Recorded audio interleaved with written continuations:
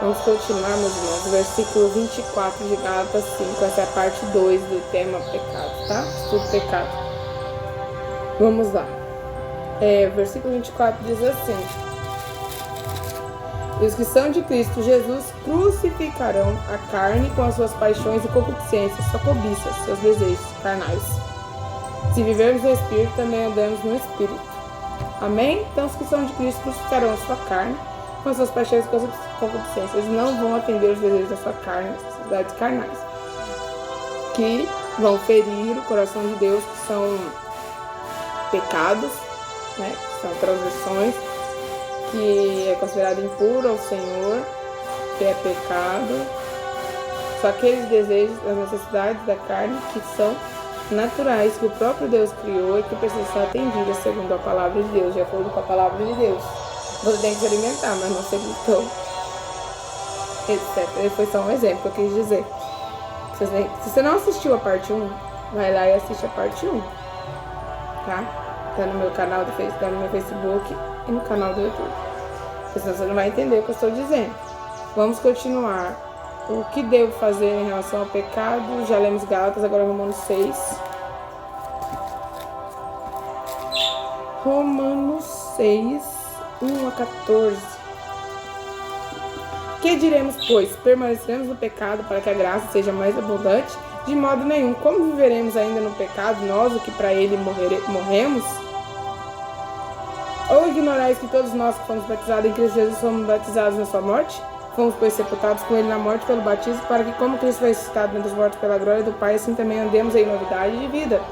Porque se fomos unidos com ele na semelhança da sua morte, certamente seremos também na semelhança da sua ressurreição. Glória a Deus. Eu quero que você preste atenção. Eu vou ir pulando os versículos, vocês vão lendo. Agora o versículo 8. Olha, se já morremos com Cristo, cremos que também com ele viveremos. 10.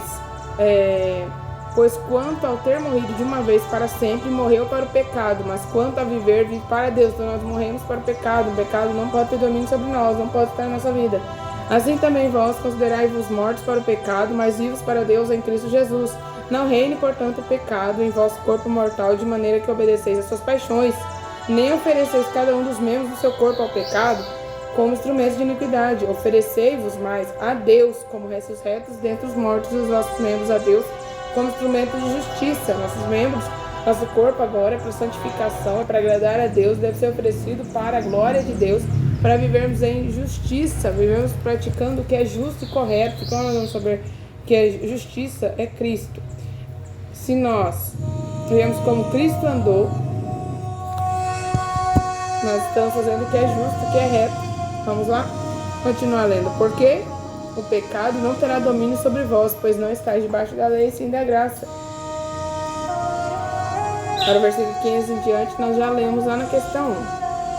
Nós vamos ver agora. O que fazer se eu pecar e transgredir os mandamentos de Deus? Questão 6. O que eu devo fazer se eu pecar? Então tá tudo perdido, eu não posso pecar, não vou pro céu, então tá tudo perdido. Se eu pecar, eu estou sem salvação, sem perdão. Eu quero explicar isso para vocês. Vamos ler o que diz a palavra. Fazer se eu pecar e transgredir os mandamentos de Deus. E aí eu vou explicar. 1 João.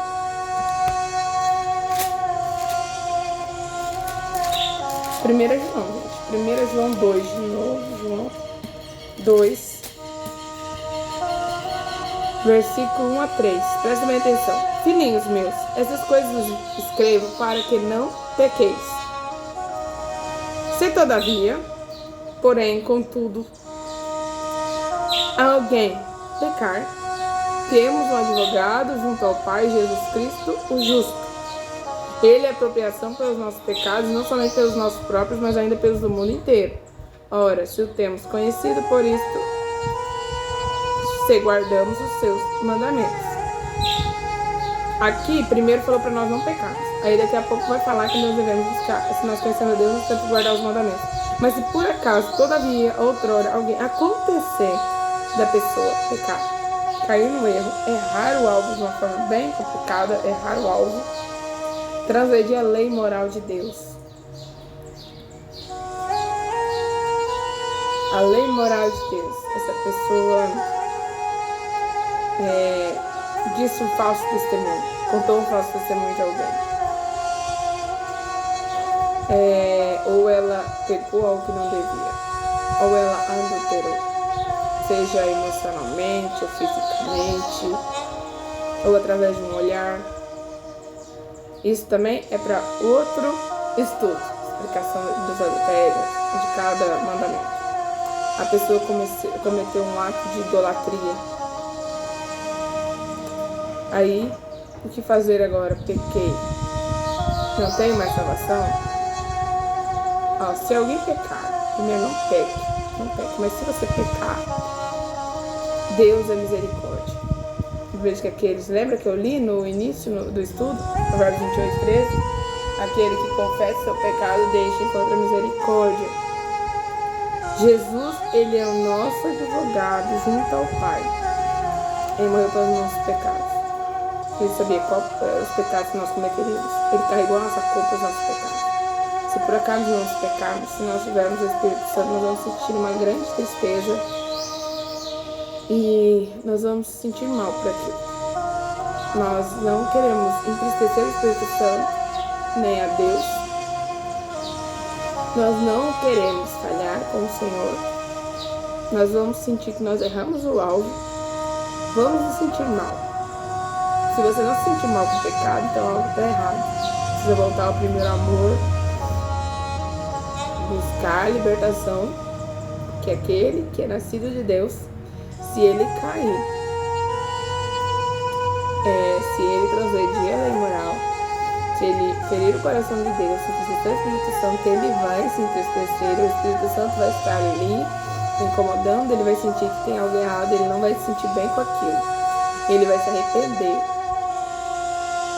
Só que eu quero dizer, Jesus perdoa. Só eu quero dizer algo. Satanás, ele vai aproveitar essa situação para colocar culpa, condenação e para dizer para você que não tem mais jeito. Ele vai aproveitar esse momento para dizer para você que acabou, que você não pode mais andar no caminho do Senhor, que você não merece mais a misericórdia de Deus. Ele vai tentar te convencer que você não merece a graça de Deus, que você não merece a salvação, nem a coroa da vida. Vai tentar te convencer que acabou, que você foi um perdedor, que você é condenado, que não há mais salvação para você. Ele vai tentar fazer você sentir muita culpa. Eu quero, como eu gosto muito de uma pregadora chamada Joyce Meyer, ela fala, pule a viagem da culpa. No momento que você se arrependeu, faça uma oração, chore na presença de Deus ali, confesse o seu pecado, peça perdão. Se você tiver um arrependimento sincero, o Senhor vai te perdoar. Você busca não fazer mais aquilo, pede força de Deus para você não cair. Você pede ajuda de Deus em oração, clama, jejua, ora. Fortaleça-se espiritualmente, porque naquele momento você vai se sentir fraco. Então você se fortaleça espiritualmente e através da oração, jejum, buscando a Deus mesmo. Se há a possibilidade de você cair naquela situação de novo, se há algo que possa te levar àquilo, você deve cortar. Você precisa tirar da sua vida de alguma forma. Tira, corta, que a Bíblia diz, né? Aquilo lá quando Jesus disse, se teu olho te faz pecar, arranca e lança fora. É melhor entrar no céu sem um olho do que ir para o inferno, né? Todos os seus membros. Então, você corta, tira, você tá vendo que algo tá te fazendo pecar. Se é uma pessoa, se é a internet, se é um computador, você precisa de alguma forma cortar. Tirar. Se é uma amizade que tá te levando pro mal, corta. Se é vício de alguma coisa, corta. E aí o que você vai fazer? Você vai se fortalecer. Mas não fique se sentindo culpado, porque através da culpa, se você continuar se sentindo culpado, se culpando, se você não perdoar a si mesmo, porque Jesus já te perdoou quando você se arrependeu e pediu perdão e decidiu não pecar mais, não cometer aquele erro de novo. Mas o que acontece? O inimigo vai aproveitar essa fragilidade, vai te condenar, para que você fique se sentindo culpado e você não perdoe a si mesmo. E se você não perdoar a si mesmo, você vai ter dificuldade muito. uma dificuldade muito grande de se levantar, se fortalecer espiritualmente, vai poder cair no erro novamente. Enquanto estiver fraco, ele vai te atacar. Então, você precisa se fortalecer, você tem que pular a viagem da culpa. Não esqueça de se perdoar. Depois de Deus te perdoou, se perdoe. Depois de se arrependeu, pedir perdão a Deus, tenha certeza que você já foi perdoado pelo sangue de Cristo, já foi derramado por você, já te alcançou naquele momento. E naquele momento você precisa se levantar, se posicionar e buscar a presença de Deus, se fortalecer espiritualmente. Apenas isso, mas não fique ali se sentindo culpado, não se perdoando. Porque se você não se perdoar a si mesma, isso vai te levar para pior. Você vai ficando mais fraco, o inimigo vai encontrar brecha para te afligir. Isso pode te levar a uma situação pior. Aí os piores, através do desespero. O inimigo às vezes pode querer que você tire até a sua vida, porque o inimigo, se ele encontrar brecha, ele vai lançar. E se você pensar os pensamentos do inimigo, você só vai ficando mais fraco e ele vai tentar te derrubar, te destruir. Porque o inimigo só quer isso. Mas Deus, ele te dá vida e a vida como dança, ele te dá o perdão, ele te purifica. A misericórdia do Senhor vai te alcançar se você se arrepender e pedir perdão. E vai se fortalecer. Pula a viagem da culpa e se fortalece espiritualmente. Apenas isso. Não peques mais. É isso. Jesus é seu advogado, ele te defende. Lembre-se disso, se o inimigo lançar alguma coisa na sua mente que é te lançando o seu pecado, que você já se arrependeu, já pediu perdão, já foi perdoado, que o Senhor já lançou por mais esquecimento, você fala assim: já sou perdoado. Eu já fui perdoado. Não há culpa sobre mim mais. Jesus já levou sobre si a minha culpa. Eu estou em paz com o Senhor. Aí você repreende no nome de Jesus, usando a palavra de Deus, aquilo que a palavra de Deus diz para você. Glória a Deus, aleluia.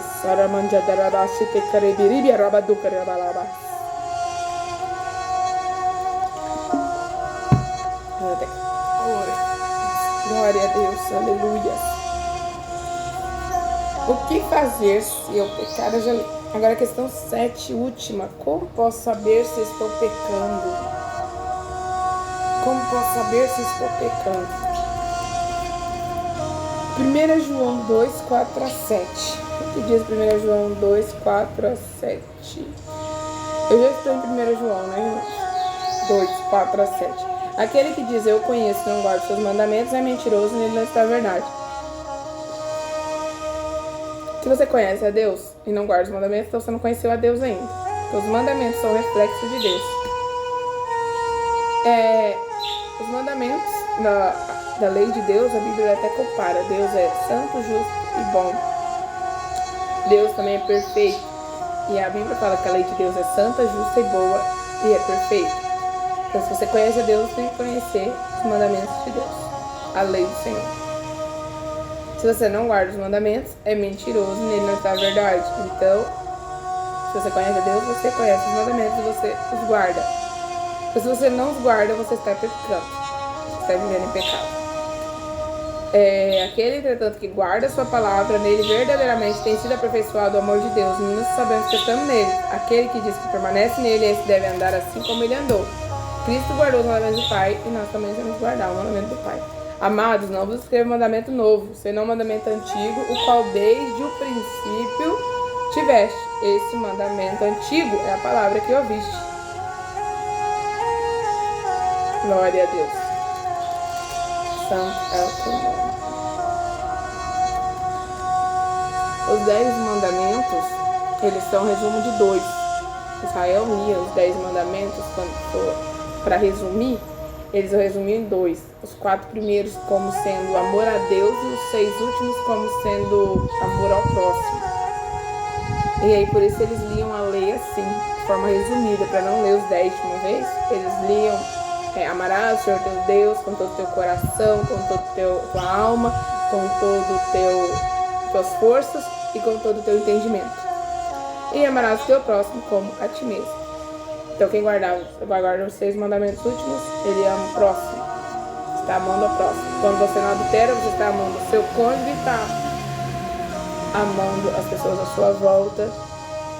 E que aquele que trai, ele não está amando a pessoa que ele está, que está sendo a pessoa que está sendo o motivo dela trair, não está amando o cônjuge.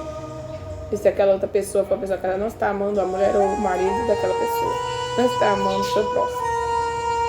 Aquele que rouba não está amando o seu próximo, porque ele está pegando algo de outra pessoa. Ele não está amando aquela pessoa. Quem diz falso testemunho não está amando. E a Deus, quem adora outros deuses não está amando a Deus. Quem prostra diante de mais escultura não está amando a Deus. Eu não vou falar todos os mandamentos aqui, que hoje não é esse estudo, senão eu não vou conseguir terminar. Nós vamos continuar. Vamos demais aqui. Então, se você, como pastor, já estou pecando, olha a lei de Deus e você vai saber. 2 Timóteo 3, vamos ver. 2 Timóteo 3. Conheça a palavra, porque você conhece a palavra, você sabe o que é errado, o que é certo, sabe o que é errar ao estude, a palavra de Cristo. 2 Timóteo 3,16 diz assim: toda a escritura é inspirada por Deus e útil para o ensino, para a repreensão, para a correção e para a educação na justiça, a fim de que o homem de Deus seja perfeito e perfeitamente habilitado para toda boa obra. É necessário estudar toda a palavra. Porque como que nós sabemos que se nós não perdoarmos o nosso próximo, nós não seremos perdoados? Porque Jesus disse isso. Então não é só a lei moral, não é só os 10 mandamentos. É um pouco ali, um pouco aqui. Muitas coisas. As obras da carne não está escrito nos 10 mandamentos. Então você precisa estudar as escrituras, a palavra, aprender de Cristo, aprender o que diz Deus para nós, a vontade de Deus para nós, o que Cristo nos ensina nos evangelhos. Tem que ler a palavra, estudar a palavra. Tá? Assim você vai. A palavra é um espelho para você olhar para si mesmo e ver se você está acertando, se você está errando, se tem alguma coisa que você está falhando com Deus. Você vai ler a palavra, ela é um espelho, ela vai te mostrar o pecado, a mancha, a sujeira, aquilo que está de errado na sua vida. E através disso você vai ser moldado, porque isso vai te corrigir, vai te educar na justiça de Deus, que você seja perfeito e habilitado para toda boa obra. Vamos lá. O pecado, ele nos afastou de Deus. Eu quero ler o comentário final e quero ler outra coisa. O pecado nos afastou de Deus. Jesus nos ligou a Deus e nos deu poder para vencer o pecado. Ele não pode nos dominar.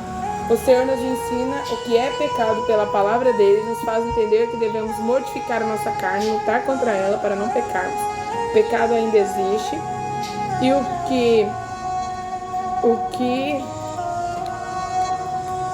que vive nele terá por salário a morte.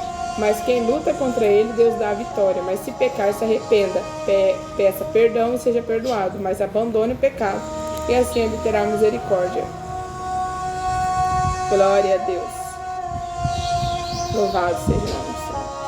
O pecado iniciou através da desobediência dos nossos primeiros pais, Adão e Eva. Eles só tinham um mandamento para guardar. Um mandamento para guardar: não comer do fruto proibido da árvore, conhecimento do bem e do mal. E eles comeram. E aí o pecado entrou, a maldade entrou, tudo de ruim entrou nesse mundo. Tudo que é consequência por causa da transgressão da lei de Deus entrou. A Bíblia diz que o mundo sofre porque o povo transgride as leis de Deus, quebra seus preceitos, seus mandamentos, estão cometendo todo tipo de impureza. E agora a situação está pior. Esse mundo não está vendo cada coisa, estão mudando tudo que é natural, tudo que é o que Deus determinou em relação à família, relacionamentos. Está tudo sendo alterado, tudo mudado. Estão tudo deturpando aquilo que Deus criou, Deus fez. Estamos, que assim como nos dias de Noé, né? Quando Cristo voltar, vai estar como nos dias de Noé. E nos dias de Noé era uma deturpação muito grande, o povo em pecado, e hoje a situação está feia, dando jeito. O amor está se esfriando, porque o amor é o resumo da lei do Senhor. Porque se nós amamos a Deus, nós fazemos tudo aquilo que é agradável a Ele. Se nós amamos nosso próximo, nós não vamos errar com o nosso próximo. Então, o amor é a resposta, mas hoje até o amor está se esfriando, está acabando. E isso não é só no mundo, mas também dentro dos corações daqueles que confessam a Cristo como Salvador. As coisas estão só piorando, mas a Bíblia diz que o amor de muitos se esfriaria.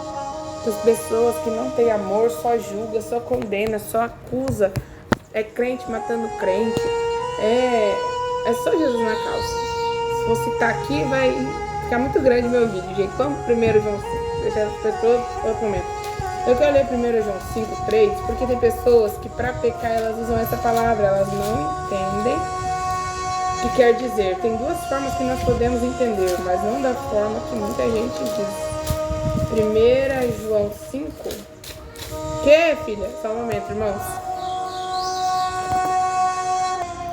Irmãos, 1 João é depois. 1 Pedro 4. 1 Pedro 4:8. Já vai me ajudar a explicar isso, irmãos. Acima de tudo, porém, tende amor intenso uns para com os outros, porque o amor cobre uma multidão de pecados. Oh, aleluia, glória a Deus. Presta bem atenção.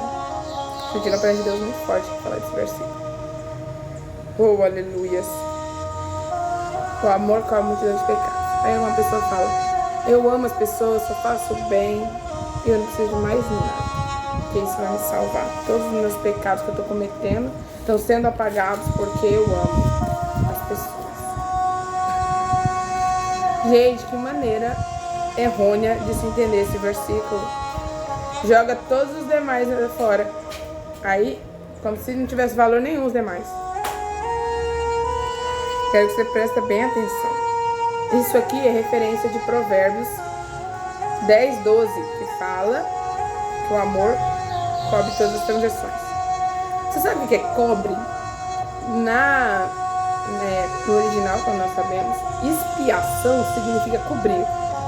Então o povo, tinha o dia da oferta da expiação e salpicavam sangue no povo lá.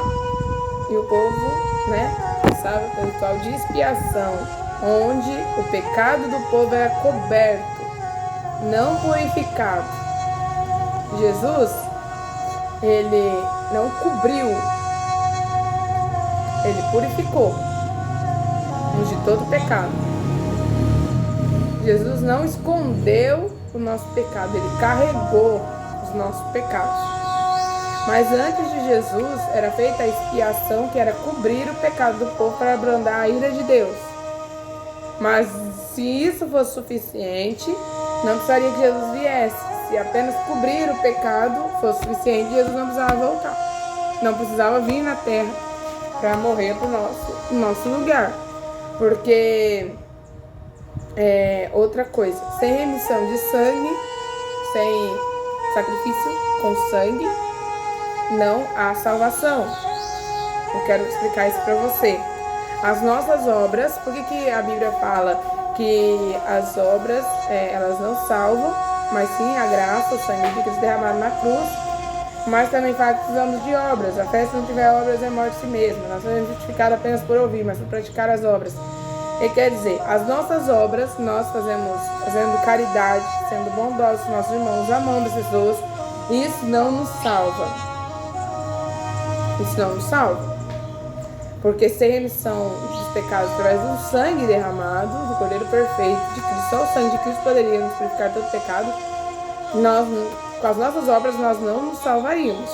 Mas através do sangue de Cristo nós somos salvos. E o salvo, ele tem que demonstrar sua salvação obedecendo a Deus e praticando boas obras. Deus vai buscar um povo que é zeloso de boas obras. Ele tem que, a fé dele, a confissão dele em Jesus tem que ser correspondida com atitudes.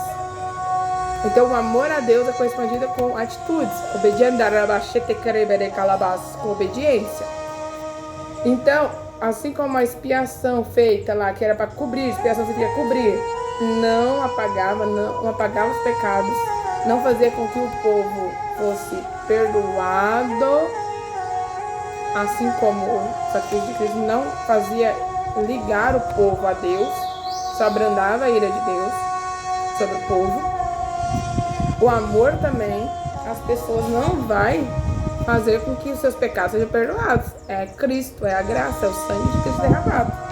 Você não pode usar esse versículo do jeito que as pessoas usam. E outra coisa, aqui nós podemos entender, que é o que eu sinto, o Espírito Santo ministrando a mim, o amor. Quando nós amamos, nós evitamos os pecados. Sabe o que diz em 1 João 5? Versículo 3, porque este é o amor de Deus, que guardemos os seus mandamentos. Ora, os seus mandamentos não são pesados, penosos. Então, o amor de Deus, este é o amor de Deus, que guardemos os seus mandamentos. Quem ama, obedece os mandamentos. Se obedece os mandamentos, não está pecando. Então, é como se pudesse dizer aqui, que se eu amo, eu estou fugindo do pecado, eu estou buscando lutar contra o pecado e eu vou evitar cometer muitos pecados se eu tenho amor a Deus e amor ao próximo.